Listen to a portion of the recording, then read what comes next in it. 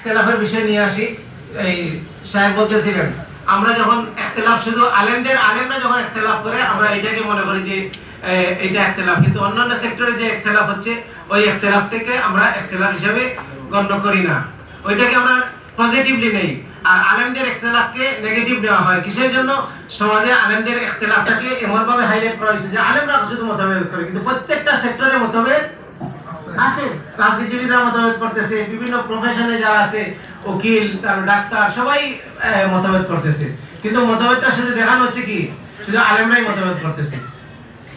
এটা ওইভাবে mindset up আমাদের তৈরি হয়েছে এবং আমরা মনে করতেছি যে ওরা হচ্ছে শিক্ষিত, ওরা এটা করতে পারে, আমরা করতে পারি না।